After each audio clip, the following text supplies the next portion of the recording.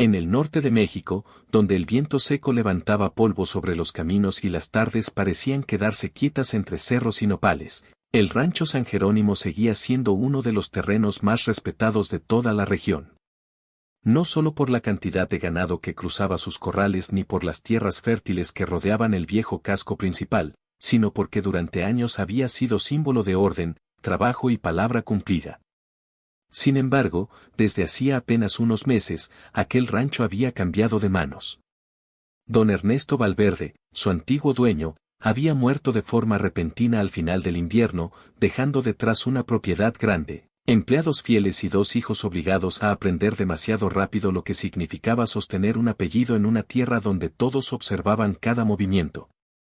El heredero legal era Tomás Valverde, un joven de apenas 22 años que hasta entonces había vivido bajo la sombra protectora de su padre. Alto, de carácter tranquilo, trabajador desde niño y acostumbrado al campo, Tomás conocía perfectamente el valor de cada animal, sabía leer el clima observando el color del horizonte y podía pasar horas enteras supervisando cercas o revisando nacimientos de becerros sin quejarse jamás.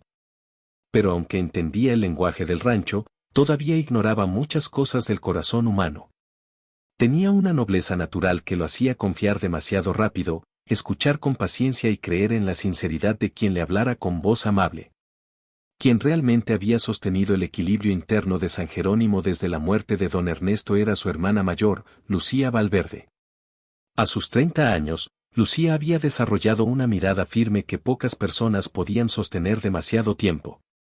No hablaba de más, pero observaba todo. Sabía que peón mentía, que comerciante quería aprovecharse y que vecino llegaba con verdadera intención de ayudar o solo con curiosidad disfrazada. Desde joven había aprendido a llevar cuentas, a negociar ventas y a entender que en aquellas tierras la intuición de una mujer valía tanto como cualquier documento firmado. Por eso, cuando Tomás anunció una tarde que pensaba casarse, Lucía sintió primero sorpresa y después una inquietud difícil de explicar. La noticia llegó durante la cena, mientras el sol terminaba de esconderse detrás del establo y una lámpara de petróleo alumbraba apenas la mesa principal. Tomás habló con una sonrisa poco habitual en él. Dijo que había tomado una decisión y que esperaba contar con el apoyo de su hermana. Lucía levantó la vista lentamente. Frente a ellos, el silencio del comedor parecía haberse detenido. Tomás pronunció entonces el nombre de Verónica Saldaña. Lucía ya la conocía de vista. La mujer había llegado meses atrás diciendo venir de otro estado, asegurando que buscaba tranquilidad después de haber vivido tiempos difíciles lejos de allí. Rentaba un cuarto en la casa de una viuda del pueblo y aparecía siempre vestida con sobriedad elegante, sin excesos, pero con detalles demasiado finos para una región donde casi nadie vestía así a diario. Tenía una forma de hablar suave, bien calculada, una sonrisa breve que parecía despertar confianza inmediata y una manera precisa de mirar a cada persona como si supiera exactamente qué quería escuchar. Tomás explicó que Verónica era distinta a todas las mujeres que había conocido. Que entendía el dolor reciente de la familia. Que respetaba la memoria de su padre. Que incluso había mostrado interés por aprender cómo funcionaba el rancho. Lucía escuchó sin interrumpir. Pero dentro de ella apareció algo parecido a una alarma silenciosa. Porque también había visto a Verónica observar demasiado tiempo la oficina donde se guardaban documentos. Había notado preguntas innecesarias sobre escrituras. Había escuchado comentarios aparentemente casuales sobre el oro heredado que don Ernesto guardaba en una pequeña caja fuerte empotrada en la pared antigua del despacho. Preguntas que una mujer recién llegada normalmente no haría. Aún así, no dijo nada aquella noche. Solo preguntó cuánto tiempo llevaban hablando de matrimonio. Tomás respondió que varias semanas. Que Verónica aceptaba una boda sencilla. Que no quería lujos. Que incluso insistía en no causar gastos innecesarios. Aquello, lejos de tranquilizar a Lucía, la hizo pensar todavía más. Porque en San Jerónimo todos sabían que Tomás era joven, heredero y sin experiencia sentimental. Y también sabían que una mujer inteligente podía leer esa combinación como una oportunidad. Durante los días siguientes, Verónica comenzó a visitar el rancho con mayor frecuencia. Llegaba por las tardes. Conversaba con aparente humildad con los trabajadores. Preguntaba por costumbres familiares. A veces ayudaba a servir café. A veces hablaba de cómo admiraba que Lucía hubiera tomado responsabilidades tan grandes siendo mujer. Pero incluso en esos elogios había algo medido, como si cada frase estuviera colocada con intención exacta. Lucía empezó a notar pequeñas contradicciones. Un día Verónica dijo haber vivido en Durango durante años. 2 días después mencionó recuerdos de infancia en Zacatecas como si jamás hubiera salido de allí. En otra conversación aseguró no tener familia cercana. Pero luego habló de una tía enferma a quien supuestamente enviaba cartas cada mes. Cuando Lucía preguntaba detalles, Verónica desviaba la respuesta con habilidad. Nunca se alteraba. Nunca perdía la sonrisa. Solo cambiaba el rumbo de la conversación. Tomás, en cambio, parecía cada vez más convencido de haber encontrado a la mujer ideal. La veía como una presencia calmada en medio del luto reciente. Como alguien capaz de devolver alegría al rancho. Incluso comenzó a hablar de ampliar una parte de la casa principal. Para preparar el futuro matrimonio. Lucía guardaba silencio, aunque cada día observaba más. Una mañana decidió viajar al mercado de un pueblo vecino para cerrar un trato de semillas y revisar unos encargos pendientes. El mercado estaba lleno de ruido, animales, voces cruzadas y vendedores ofreciendo mercancía bajo techos improvisados. Mientras elegía telas y revisaba precios, vio a Verónica a pocos metros, sola, observando joyas antiguas en un puesto discreto. Lucía no se acercó. Solo la miró desde lejos. Fue entonces cuando una anciana, sentada junto a una mesa de remedios caseros, tocó suavemente el brazo de Lucía. La mujer tenía el rostro curtido por años de sol y ojos atentos. Le preguntó en voz baja si conocía a la mujer elegante que estaba frente al puesto de joyas. Lucía respondió que sí. La anciana guardó silencio unos segundos antes de decir algo que cambió por completo el peso de aquella mañana. Dijo que esa mujer había tenido otros nombres. Que estaba casi segura de haberla visto años atrás en otro pueblo. Que entonces no se llamaba Verónica. Dijo también que no era la primera vez que aparecía cerca de hombres con tierras. Lucía sintió como el cuerpo se le endurecía. La anciana habló con cuidado, mirando alrededor. Contó que recordaba al menos 2 casos donde hombres recién casados perdieron dinero, ganado y joyas pocos días después de la boda. En uno de esos pueblos, el marido despertó una mañana y encontró vacía la casa. En otro, desaparecieron documentos y monedas antiguas guardadas por generaciones. La mujer desaparecía siempre antes de que pudieran atraparla. Y cada vez usaba un nombre diferente. Lucía preguntó si estaba completamente segura. La anciana respondió que jamás olvidaba un rostro, y menos uno como ese. Aseguró que aquella mujer sabía fingir inocencia mejor que nadie. Pero admitió también que nunca pudo probarse nada oficialmente. Siempre faltaba evidencia. Siempre quedaban solo rumores. Lucía volvió a mirar hacia el puesto. Verónica seguía allí, tranquila, probándose un pendiente pequeño frente a un espejo de metal. Como si no cargara ninguna historia detrás. Como si todo encajara perfectamente en la imagen delicada que ofrecía. Cuando Verónica notó la presencia de Lucía, sonrió y levantó la mano saludando con naturalidad. Lucía respondió apenas con un gesto leve. Dentro de ella, sin embargo, la tranquilidad ya había desaparecido. Regresó al rancho antes del anochecer con la cabeza llena de preguntas.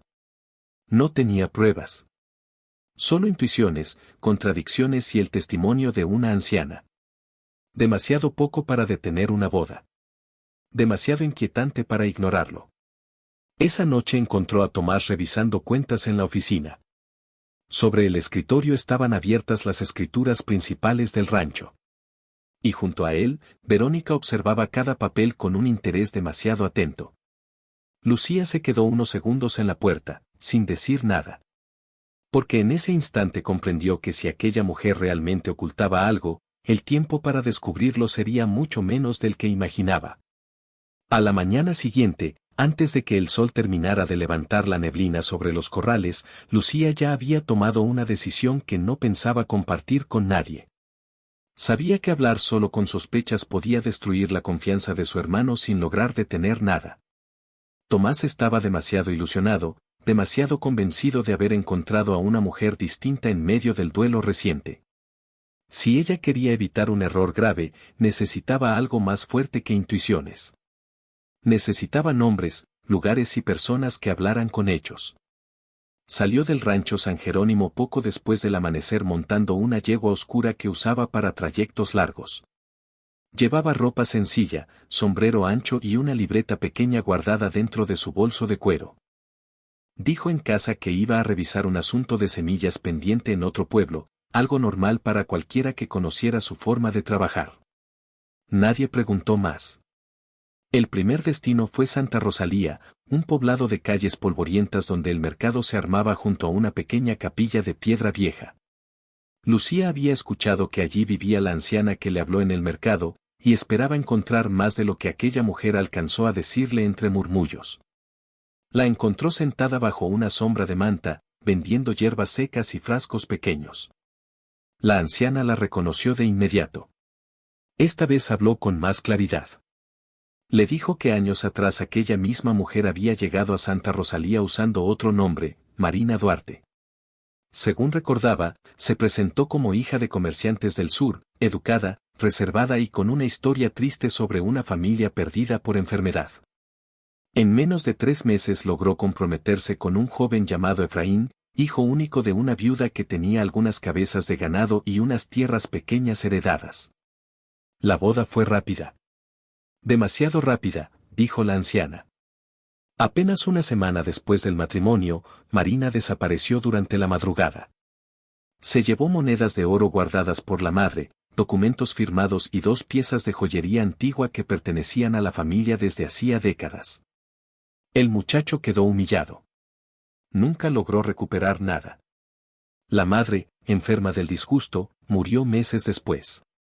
Lucía anotó cada detalle sin interrumpir. Preguntó si alguien denunció formalmente. La anciana respondió que sí, pero la mujer ya no estaba. Nadie supo hacia dónde partió. Solo dejó una habitación vacía y un apellido falso. Antes de irse, Lucía pidió el nombre del hijo arruinado. La anciana bajó la mirada. Le dijo que aquel muchacho terminó marchándose del pueblo porque no soportó las burlas. Aquello dejó a Lucía con una sensación amarga. No era un rumor. Era un patrón. Desde Santa Rosalía siguió camino hacia el cobre. Llegó entrada la tarde, cuando el calor hacía vibrar el aire sobre las piedras del camino principal. Allí preguntó por un viejo capataz llamado Hilario Mendoza, cuyo nombre apareció varias veces entre comentarios discretos de la plaza. Lo encontró sentado afuera de una tienda cerrada, limpiando una silla vieja con movimientos lentos. Hilario tenía el rostro endurecido por años de trabajo y una forma directa de hablar. Cuando Lucía mencionó a Verónica Saldaña, el hombre frunció el ceño. Pero cuando ella describió bien el rostro y los ojos de aquella mujer, él soltó una risa amarga. Dijo que en el cobre no se llamó Verónica. Allí se presentó como Claudia Mena. Contó que apareció diciendo ser viuda de un minero y necesitando empezar de nuevo. Pronto llamó la atención de un patrón joven que acababa de recibir herencia de su padre, unas mulas, una pequeña mina abandonada y dinero guardado en casa. Claudia supo acercarse con paciencia. Nunca parecía apresurada. Nunca pedía nada de frente. Solo escuchaba, sonreía y dejaba que el otro creyera que todo nacía por voluntad propia. Hilario explicó que la boda duró menos de un mes. Una noche desaparecieron billetes, llaves y una caja metálica donde el muchacho guardaba papeles importantes. Cuando amaneció, Claudia ya no estaba. El joven intentó perseguirla, pero encontró que incluso el caballo prestado de un vecino también había desaparecido. Perdió tanto dinero que tuvo que vender parte de lo heredado. Hasta ese día seguía pagando deudas. Lucía sintió como cada historia encajaba demasiado bien con lo que veía ahora en San Jerónimo. Misma forma de entrar. Mismo tipo de hombre elegido. Mismo final. Antes de irse, Hilario dijo algo que se quedó resonando en su cabeza. Dijo que aquella mujer siempre elegía hombres con algo reciente roto dentro.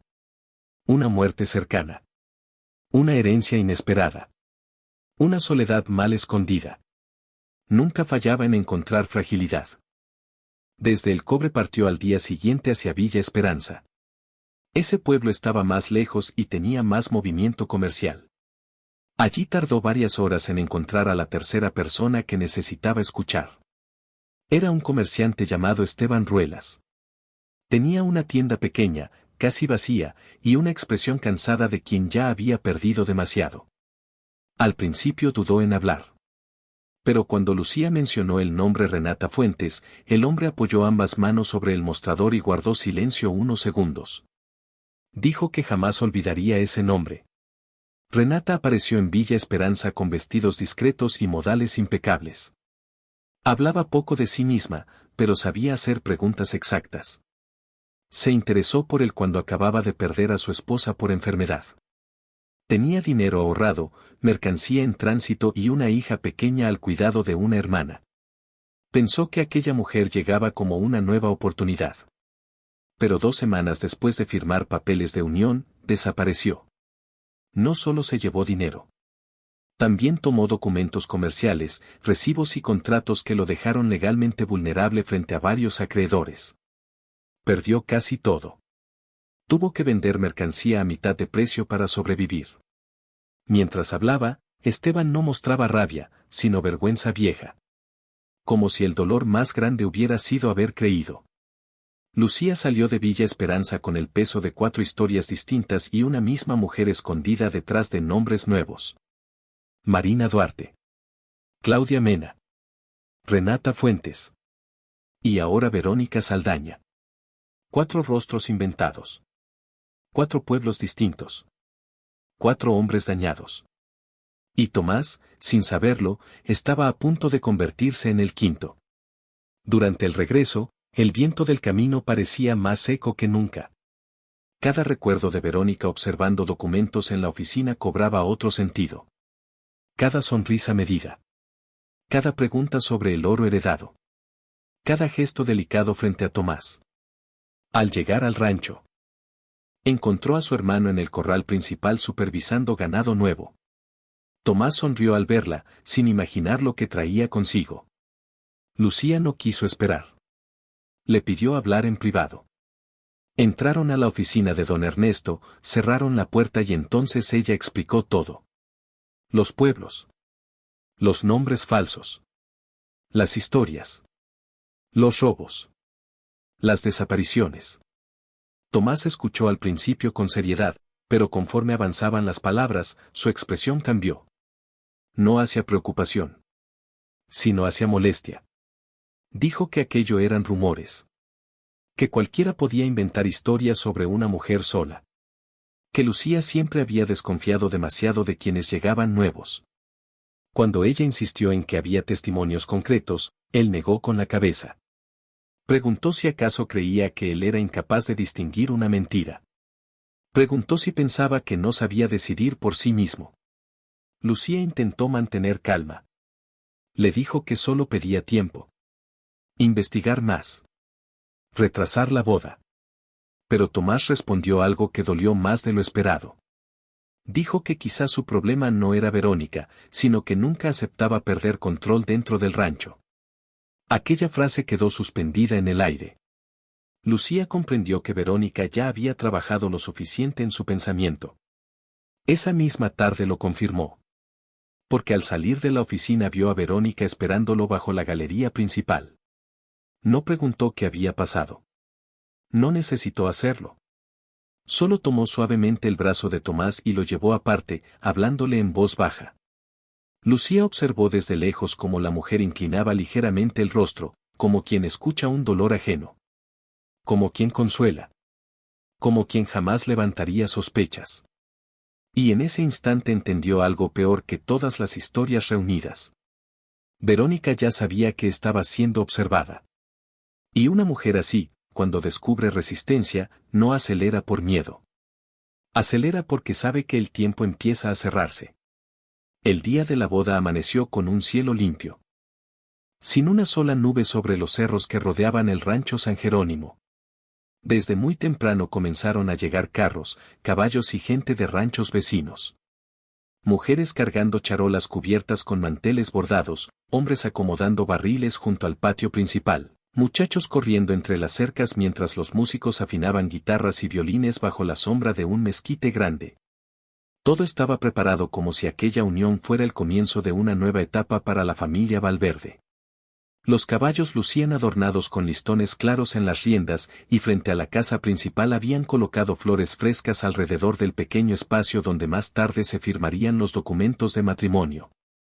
Tomás, vestido con una sobriedad elegante que su hermana pocas veces le había visto, caminaba entre los invitados con una mezcla de nervios y entusiasmo que lo hacía parecer todavía más joven. Saludaba a todos, agradecía la presencia de cada vecino y sonreía con una confianza limpia, convencido de que aquel día traería finalmente algo de alegría después de meses de luto. Lucía, en cambio, llevaba desde la madrugada con una inquietud que no lograba apartar. Había dormido poco. Las historias escuchadas en Santa Rosalía, El Cobre y Villa Esperanza seguían golpeándole la memoria una y otra vez. No había conseguido convencer a Tomás. Y la boda seguía avanzando.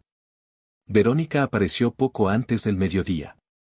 Vestía de forma sencilla pero impecable, con un vestido claro ajustado con discreción, sin excesos, como si quisiera seguir proyectando modestia incluso en el día más importante. Caminaba saludando con delicadeza, inclinando apenas la cabeza ante las mujeres mayores y dejando que todos confirmaran la imagen que llevaba meses construyendo, una mujer refinada, serena, aparentemente digna de confianza. Pero Lucía ya no veía elegancia. Veía cálculo. Cada vez que Verónica sonreía, Lucía recordaba otro nombre. Cada vez que tocaba el brazo de Tomás, pensaba en otro pueblo. Durante la tarde, mientras los preparativos seguían en el patio, Lucía decidió entrar discretamente a la habitación que Verónica ocupaba temporalmente en una de las salas laterales de la casa principal. Lo hizo aprovechando el ruido exterior y la seguridad de que todos estaban distraídos. La habitación parecía ordenada. Demasiado ordenada. La cama perfectamente extendida. El pequeño tocador limpio. Una maleta junto a la pared. A simple vista, nada extraño. Pero Lucía notó que el candado lateral de la maleta no estaba cerrado. La abrió. Dentro encontró ropa doblada con rapidez, no preparada para permanecer, sino para partir pronto. Debajo de una manta ligera aparecieron varias bolsas pequeñas envueltas en tela. Al abrir la primera, sintió como el pulso se le endurecía. Allí estaban 2 pulseras antiguas que pertenecieron a su madre. En otra bolsa apareció un collar de oro guardado normalmente en el cajón privado del despacho familiar. En una tercera encontró monedas antiguas heredadas por don Ernesto y guardadas desde años atrás. No eran recuerdos cualquiera. Eran piezas que jamás debieron salir de la oficina principal. Lucía siguió revisando. Debajo de la ropa había un sobre. Dentro del sobre encontró copias de llaves cuidadosamente envueltas. Reconoció de inmediato una de ellas, la llave del cajón donde Tomás guardaba escrituras. Otra correspondía a la pequeña caja fuerte empotrada en la pared del despacho. Y junto a todo eso apareció un paquete de documentos doblados. Eran copias parciales de escrituras del rancho, papeles de propiedad y certificados de ganado listos para ser llevados. Todo estaba preparado. No para una vida nueva, sino para desaparecer antes del amanecer. Lucía cerró los ojos un instante. La certeza ya no necesitaba más pruebas. Pero aún faltaba algo, saber si Verónica actuaría sola. Guardó todo exactamente como estaba y salió de la habitación sin levantar sospechas. Al cruzar el patio vio a uno de los peones jóvenes corriendo desde el camino principal. Venía buscando a Lucía porque había visto algo extraño. Le dijo en voz baja que un hombre desconocido esperaba desde hacía rato cerca del viejo molino, fuera del pueblo, junto a un caballo ensillado y una carreta ligera. No parecía invitado. No se acercaba a la celebración. Solo observaba a distancia. Lucía entendió de inmediato. No sería una huida improvisada. Todo estaba medido. La ceremonia serviría de cobertura. La confianza del rancho abriría puertas. Y antes de amanecer, Verónica desaparecería con dinero, joyas y documentos. Decidió enfrentarla antes de que el acto comenzara. La encontró sola unos minutos después, detrás de la galería lateral donde el ruido de la música llegaba más apagado. Verónica estaba acomodando sus guantes cuando Lucía se acercó. No hubo saludos. Lucía habló directamente. Le dijo que había visto la maleta. Le dijo que conocía los nombres Marina Duarte, Claudia Mena y Renata Fuentes. Durante un instante muy breve, apenas perceptible, el rostro de Verónica perdió serenidad. Pero solo un instante. Luego sonrió. Una sonrisa distinta. Más fría. Más verdadera. Dijo que había tardado demasiado en entender. Dijo que aún así no cambiaría nada. Porque Tomás jamás le creería en un día como ese. Porque el pueblo entero estaba ya convencido de quién era ella. Y porque bastaría una acusación mal hecha para que todos pensaran que Lucía quería destruir la felicidad de su propio hermano. Luego dio un paso más cerca. Su voz bajó todavía más. Dijo que si Lucía insistía, podía convertirla fácilmente en una mujer amarga frente a todos. Podía decir que inventaba historias por miedo a perder autoridad en San Jerónimo. Podía sembrar duda suficiente para manchar el apellido Valverde durante años. Lucía sostuvo la mirada sin moverse. Y respondió que esta vez no huiría tan fácil. Verónica volvió a sonreír. Pero ahora había irritación bajo la calma. Cuando ambas regresaron al patio, la ceremonia estaba por comenzar. Los invitados ocupaban lugares improvisados.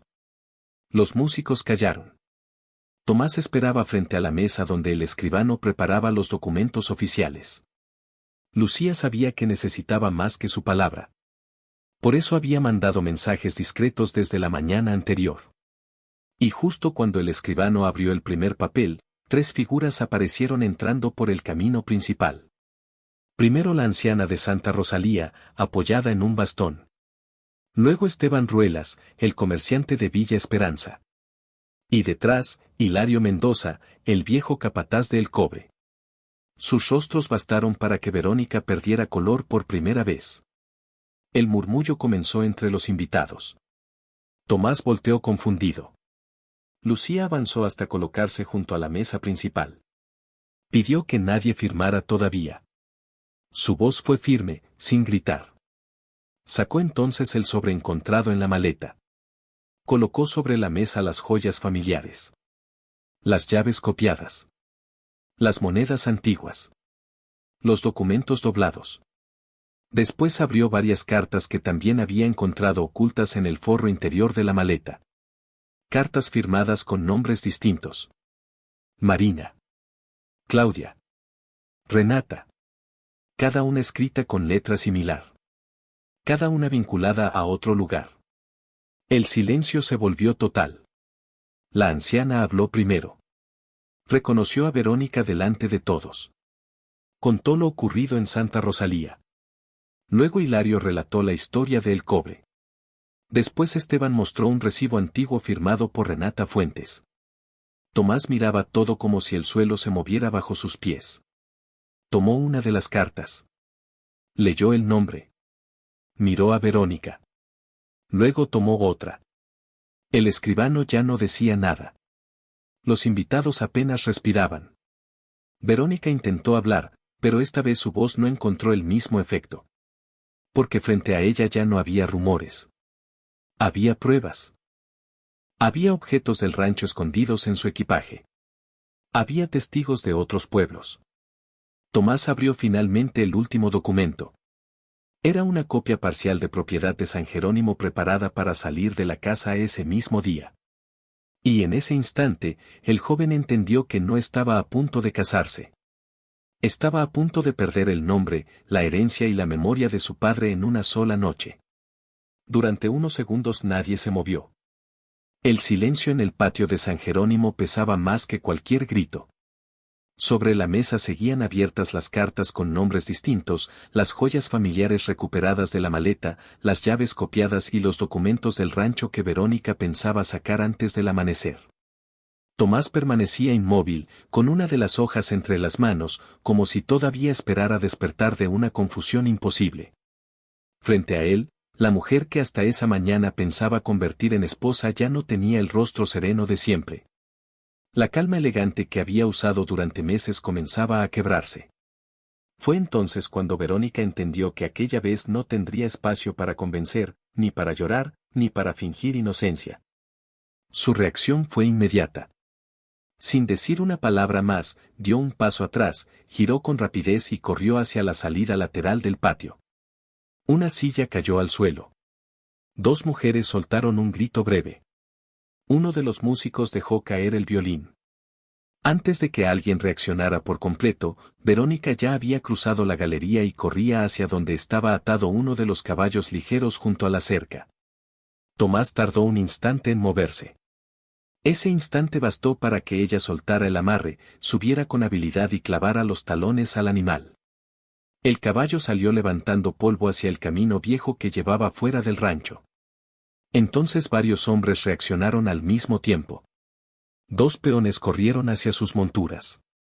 Hilario Mendoza gritó que no la dejaran perderse. Tomás también avanzó. Todavía con el rostro endurecido por el golpe de la verdad. Pero fue Lucía quien llegó primero al caballo oscuro que usaba para trabajo largo. Subió con una rapidez que sorprendió incluso a quienes la conocían desde siempre. No pidió permiso. No esperó instrucciones.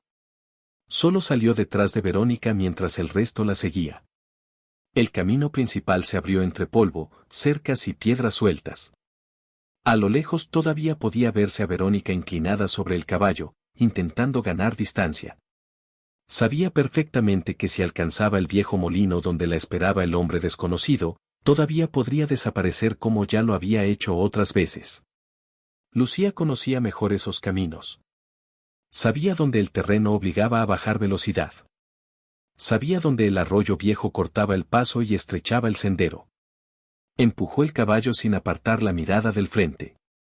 Detrás venían Tomás, dos trabajadores y el viejo Hilario.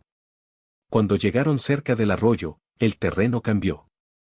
La tierra húmeda obligó a Verónica a reducir velocidad por un instante. Ese fue el error que Lucía esperaba. Aceleró. La alcanzó por el costado justo antes del cruce estrecho. Con una maniobra brusca atravesó su caballo frente al otro animal. El caballo de Verónica se levantó nervioso.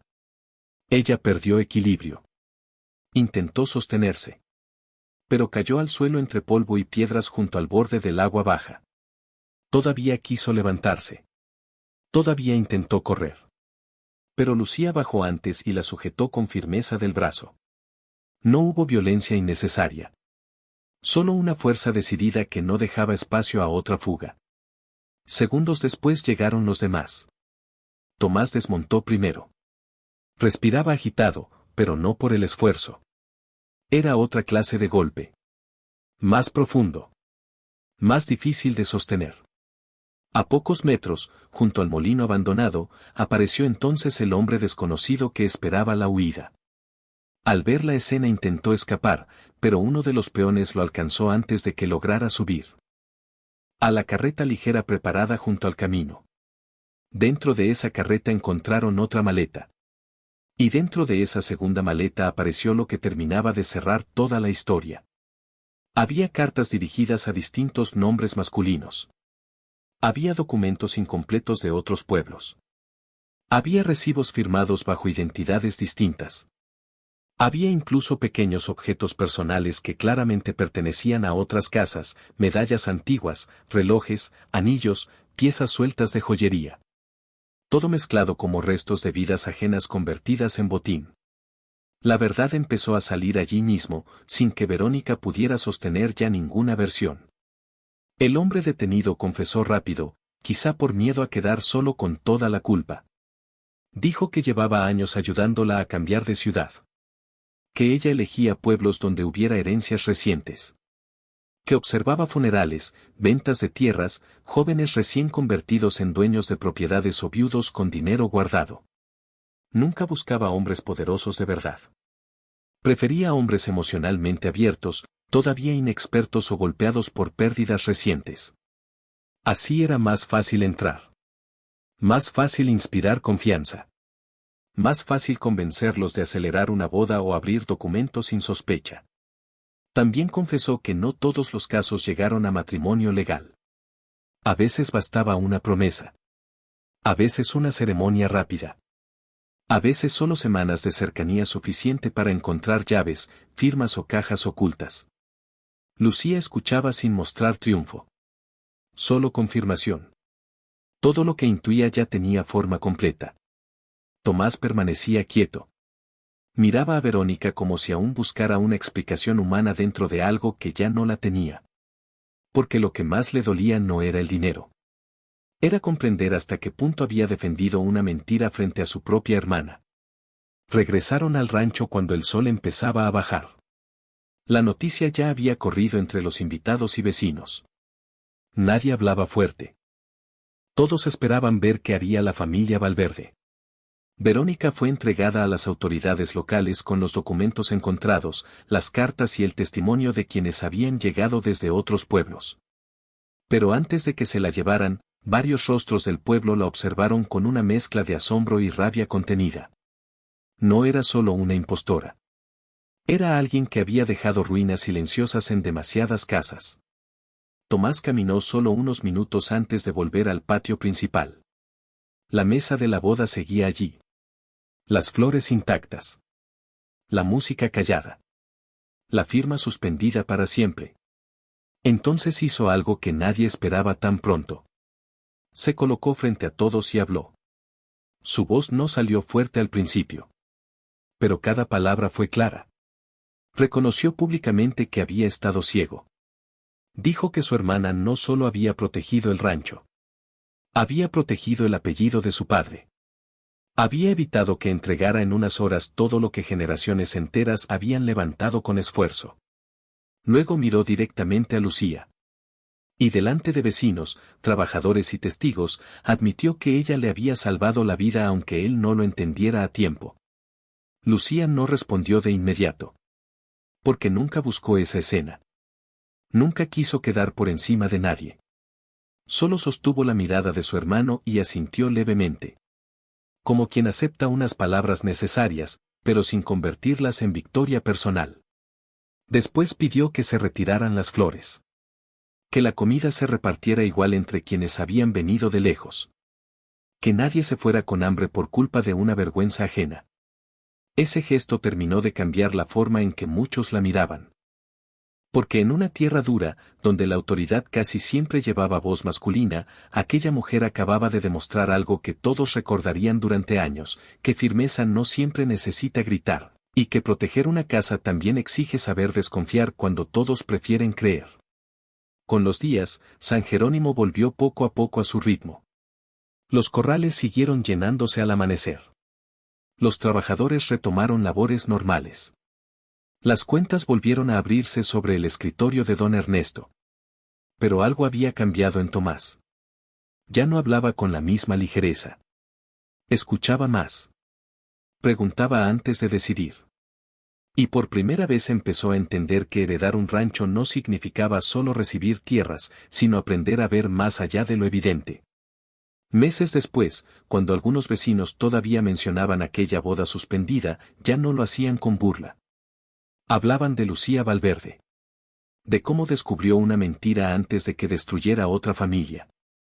De cómo defendió sola lo que muchos hombres no habían sabido proteger en otros pueblos.